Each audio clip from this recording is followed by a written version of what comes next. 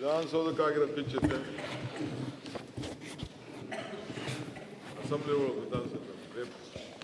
ಮಾನ್ಯ ಅಧ್ಯಕ್ಷರೇ, ಸರ್ಕಾರದ ಪರವಾಗಿ ಒಂದು ಹೇಳಿಕೆಯನ್ನು ಕೊಡಬೇಕು, ತಾವು ಅನುಮತಿ ಕೊಟ್ಟಿದ್ದೀರಿ, ನಿಮಗೆ ಧನ್ಯವಾದಗಳು. ಈ ಒಳ ಮೀಸಲಾತಿ ಬಗ್ಗೆ ನಿನ್ನೆ ಸರ್ಕಾರ ಒಂದು ತೀರ್ಮಾನವನ್ನು ಮಾಡಿದೆ. ಆ ತೀರ್ಮಾನವನ್ನು ನಾವು ಅಸೆಂಬ್ಲಿ ನಡೀತಾ ಇರೋದ್ರಿಂದ ಅಸೆಂಬ್ಲಿನಲ್ಲೇ ಸ್ಟೇಟ್ಮೆಂಟ್ ಮಾಡಬೇಕು ಅಂತೇಳಿ ತೀರ್ಮಾನ ಮಾಡಿ ಈಗ ಆ ಹೇಳಿಕೆಯನ್ನು ಕೊಡ್ತಾ ಇದ್ದೇನೆ. ಪರಿಶಿಷ್ಟ ಜಾತಿಗಳ ಒಳ ಮೀಸಲಾತಿ ಸರ್ಕಾರದ ತೀರ್ಮಾನ ಕುರಿತು ಹೇಳಿಕೆ. ಪರಿಶಿಷ್ಟ ಜಾತಿಗಳಿಗೆ ಒಳ ಮೀಸಲಾತಿ ಕಲ್ಪಿಸುವ ಕುರಿತಂತೆ ಗೌರವಾನ್ವಿತ ಸರ್ವೋಚ್ಚ ನ್ಯಾಯಾಲಯವು ದಿನಾಂಕ 1/8/2024 ಪಂಜಾಬ್ ರಾಜ್ಯ ಮತ್ತು ಇತರರು ವರ್ಸಸ್ ದೇವೇಂದ್ರ ಸಿಂಗ್ ಪ್ರಕರಣದಲ್ಲಿ the provision provides the state with the power to make any special provisions for the scheduled castes and the scheduled tribes.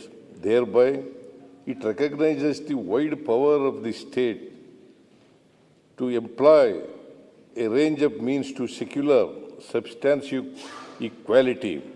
This would include subclassification within the scheduled castes. ಎಂದು ತೀರ್ಪು ನೀಡಿದೆ. ಅಂದರೆ ಪರಿಶಿಷ್ಟ ಜಾತಿಗಳ ಉಪವರ್ಗೀಕರಣ ಮಾಡುವ ಅಧಿಕಾರ ರಾಜ್ಯ ಸರ್ಕಾರಗಳಿಗೆ ಸಂವಿಧಾನಿಕವಾಗಿ ದತ್ತವಾಗಿದೆ ಎಂದು ಸ್ಪಷ್ಟವಾಗಿ ಹೇಳಿದೆ. ಸಂವಿಧಾನದ ಅನುಚ್ಛೇದ 14, 15 ಮತ್ತು 16ರಲ್ಲಿ ತಿಳಿಯಪಡಿಸಿರುವ ಸಮಾನತೆಯ ತತ್ವಕ್ಕೆ ಯಾವುದೇ ಚ್ಯುತಿ ಬಾರದಂತೆ ಅದರ ಮೂಲ ಆಶಯವನ್ನು ಸದೃಢಗೊಳಿಸುವ ದೃಷ್ಟಿಯಿಂದ ಒಳ ಮೀಸಲಾತಿ ವ್ಯವಸ್ಥೆ ಕಲ್ಪಿಸಬಹುದು ಎಂದು ಅಭಿಪ್ರಾಯಪಟ್ಟಿದೆ. ಈ ಹಿನ್ನೆಲೆಯಲ್ಲಿ ನಮ್ಮ ಸರ್ಕಾರವು ದಿನಾಂಕ 12/11/2024 ಆದೇಶ ಸಂಖ್ಯೆ ಅದರ ಆದೇಶದ ಪ್ರಕಾರ ಗೌರವಾನ್ವಿತ ನ್ಯಾಯಮೂರ್ತಿ HN ನಾಗಮೋಹನ್ ದಾಸ್ ಅವರ ಏಕಸದಸ್ಯ ಆಯೋಗವನ್ನು ರಚಿಸಲಾಯಿತು. ಸದರಿ ಆಯೋಗವು ಸೂಕ್ತ ದತ್ತಾಂಶಗಳನ್ನು ಎಂಪಿರಿಕಲ್ ಡಾಟಾ ಸಂಗ್ರಹಿಸಿ ಒಳ ಮೀಸಲಾತಿ ನೀಡುವ ಕುರಿತು ಶಿಫಾರಸುಗಳನ್ನು ಮಾಡಲು ಕೋರಲಾಯಿತು. ಜಸ್ಟಿಸ್ HN ನಾಗಮೋಹನ್ ದಾಸ್ ಅವರ ಆಯೋಗವು ರಾಜ್ಯದ 101 ಪರಿಶಿಷ್ಟ ಜಾತಿಗಳನ್ನು ಸಮಗ್ರವಾಗಿ ಅಧ್ಯಯನ ಮಾಡಿ ದಿನಾಂಕ 1/8/2025 ವರದಿಯನ್ನು ಸಲ್ಲಿಸಿತು. ಆಯೋಗವು ಪರಿಶಿಷ್ಟ ಜಾತಿಗಳಿಗೆ ಸೇರಿದ 1,05,09,871 ಜನರ ದತ್ತಾಂಶಗಳನ್ನು ಸಂಗ್ರಹಿಸಿದೆ. 93% ಪರಿಶಿಷ್ಟ ಜಾತಿಗಳ ಜನಸಂಖ್ಯೆಯು ಈ ಸಮೀಕ್ಷೆಗೆ ಲಭ್ಯವಾಗಿದೆ. ಸಚಿವ ಸಂಪುಟವು ಈ ವರದಿಯನ್ನು ಕೂಲಂಕಷವಾಗಿ ಪರಿಶೀಲಿಸಿದೆ. ದಿನಾಂಕ 19/8/2025 ನಡೆದ ಸಚಿವ ಸಂಪುಟದಲ್ಲಿ ಜಸ್ಟಿಸ್ ನಾಗಮೋಹನ್ ದಾಸ್ ಅವರ ಶಿಫಾರಸುಗಳನ್ನು ಕೆಲವು ಮಾರ್ಪಾಡುಗಳೊಂದಿಗೆ ಅಂಗೀಕರಿಸಿದ್ದೇವೆ.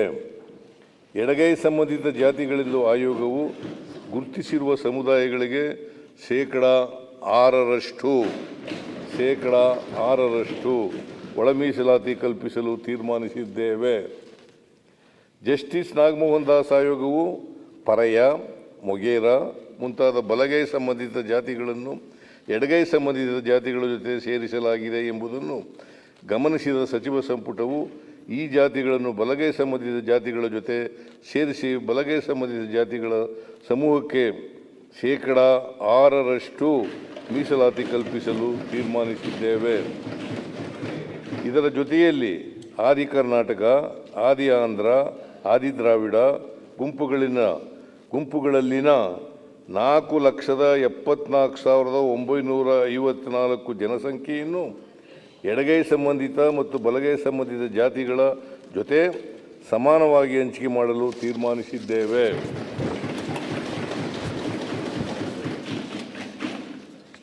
ಸ್ಪೃಶ್ಯ ಜಾತಿಗಳ ಗುಂಪಿಗೆ ಜಸ್ಟಿಸ್ ನಾಗಮೋಹನ್ ದಾಸ್ ಅವರು 4% ಮೀಸಲಾತಿಯನ್ನು ಶಿಫಾರಸು ಮಾಡಿದ್ದರು.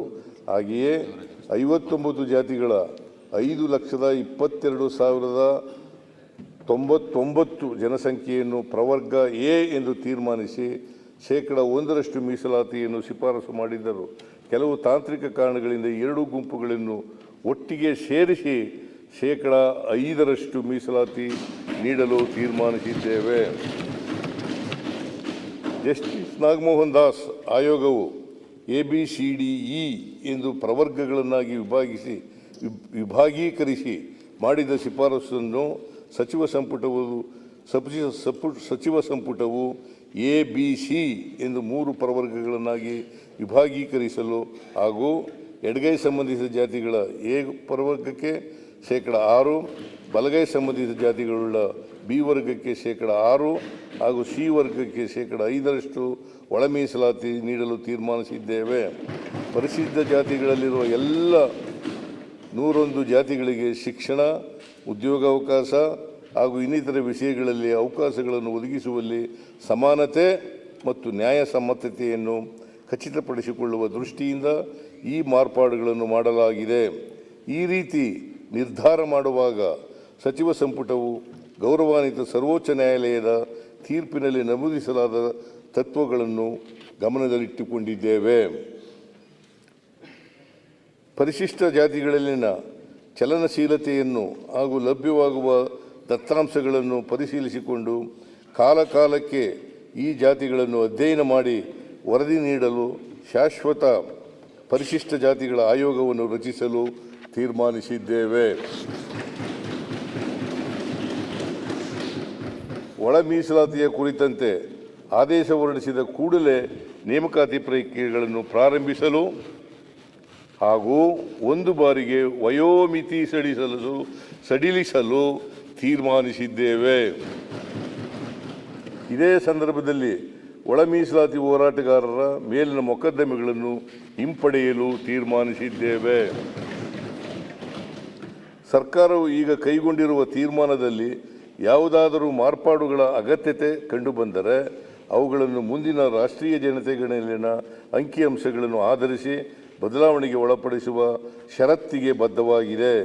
ನ್ಯಾಯಮೂರ್ತಿ ನಾಗಮೋಹನ್ ದಾಸ್ ಅವರ ವರದಿಯನ್ನು ಮೇಲೆ ಪ್ರಸ್ತಾಪಿಸಿದ ಮಾರ್ಪಾಡುಗಳೊಂದಿಗೆ ಅಂಗೀಕರಿಸಿದೆ ಎಂಬ ಅಂಶಗಳನ್ನು ಸದನದ ಮುಂದೆ ಮಂಡಿಸಲು ಸರ್ಕಾರವು ಸಂತೋಷ ಪಡುತ್ತದೆ. ನಮ್ಮ ಈ ತೀರ್ಮಾನವು ಒಳ ಮೀಸಲಾತಿ ಕುರಿತ ದಶಕಗಳ ಹೋರಾಟಕ್ಕೆ ನ್ಯಾಯ ಕಲ್ಪಿಸುವಲ್ಲಿ ಯಶಸ್ವಿಯಾಗಿದೆ ಎಂದು ಭಾವಿಸಿದ್ದೇವೆ. ಅಭಿವೃದ್ಧಿಶೀಲ ರಾಜ್ಯವಾದ ಕರ್ನಾಟಕವು ಸಾಮಾಜಿಕ ನ್ಯಾಯದ ವಿಚಾರದಲ್ಲೂ ಮುಂಚೂಣಿಯಲ್ಲಿದೆ ಎಂಬುದನ್ನು ನಮ್ಮ ಸರ್ಕಾರವು ಸಾಬೀತು ಮಾಡಿದೆ. Thank you.